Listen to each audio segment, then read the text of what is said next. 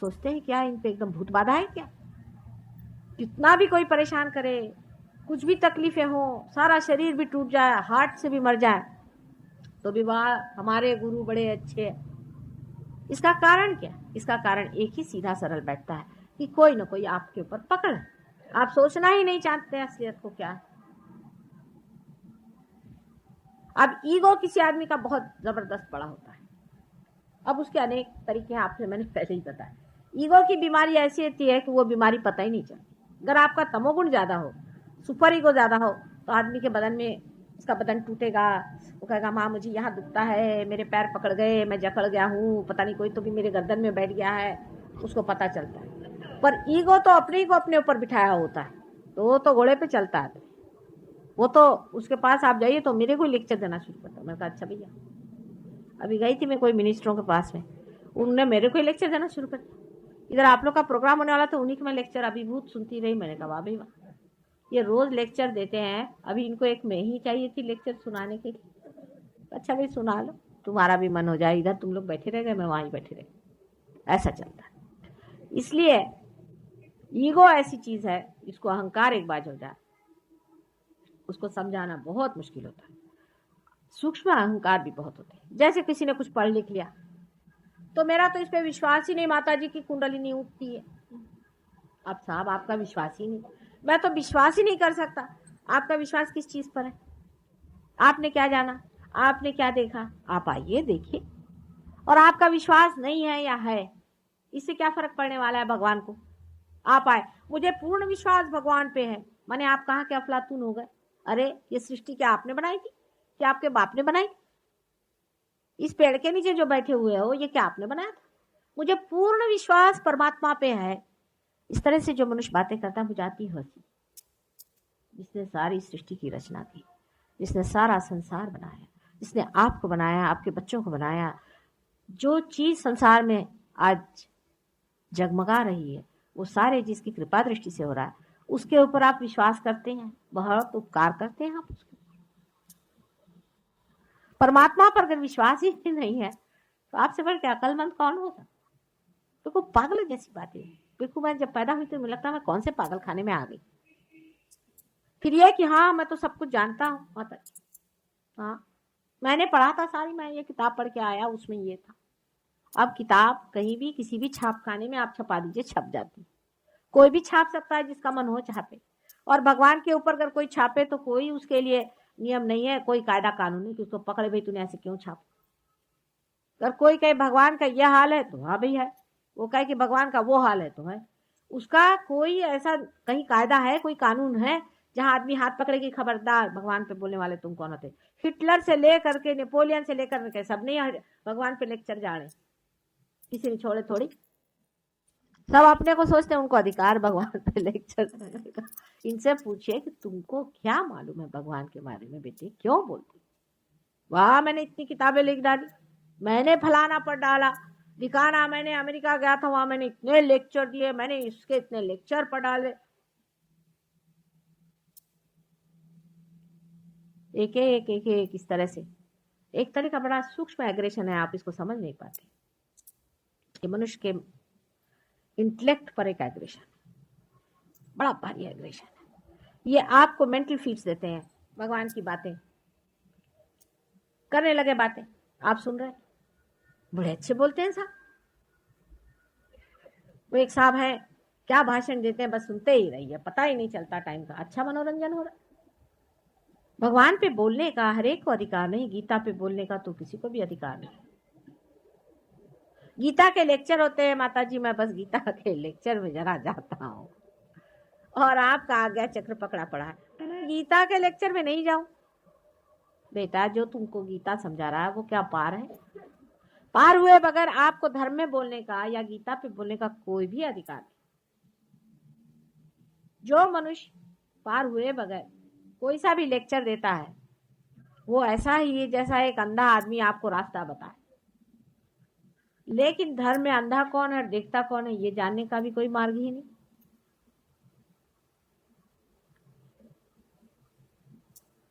जो आदमी विरह में बोलता है उसका तो सुनना भी नहीं चाहिए।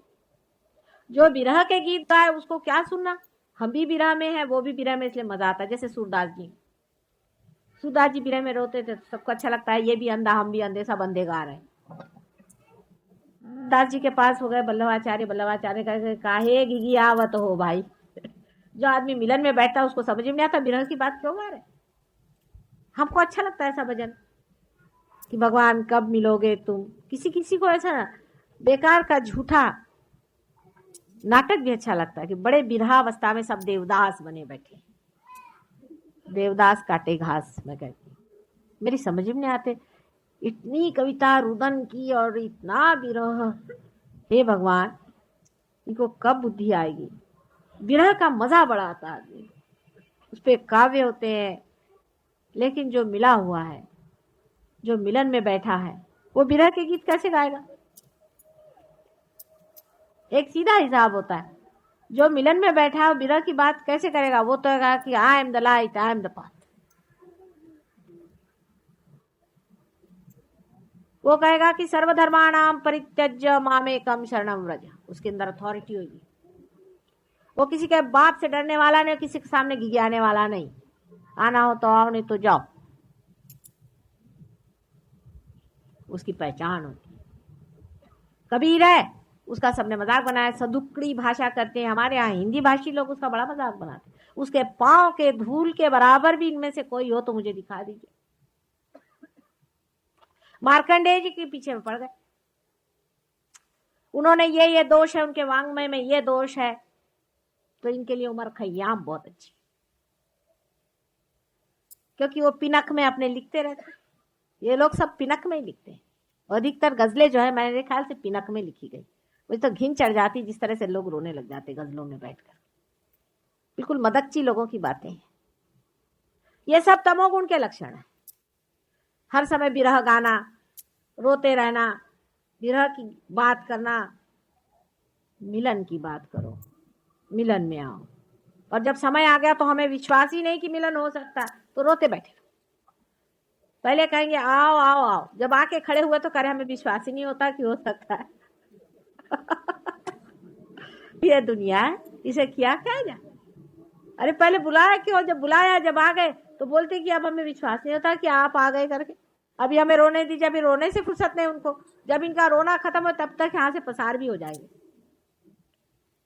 घंटों बजाते रहेंगे और पुकारते रहेंगे कि प्रभु तुम आओ, प्रभु तुम आओ, दर्शन दो, हमको दर्शन दो। और दर्शन लेके करने का क्या, कुछ बनना चाहिए, होना चाहिए, घटित होना चाहिए।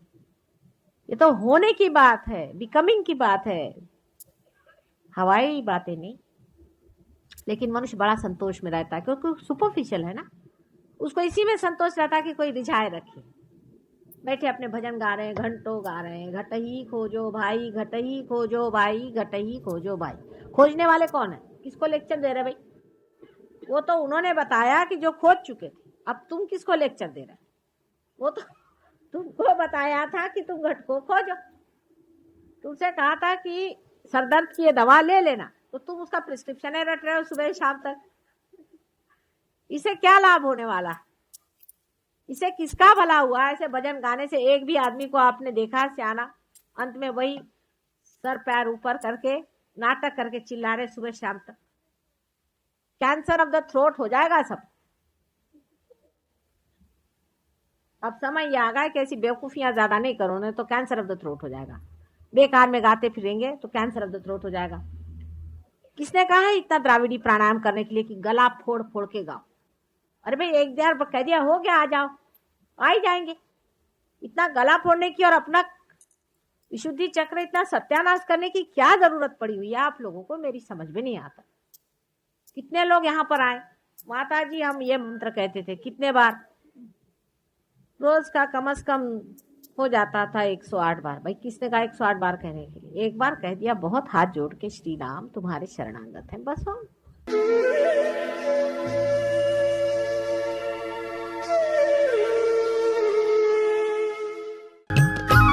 सब्सक्राइब कीजिए कुंडलनी जागरण को और प्रेस कीजिए बेल आइकन को, जिससे कि आपको मिल सके हमारी लेटेस्ट वीडियो सबसे पहले।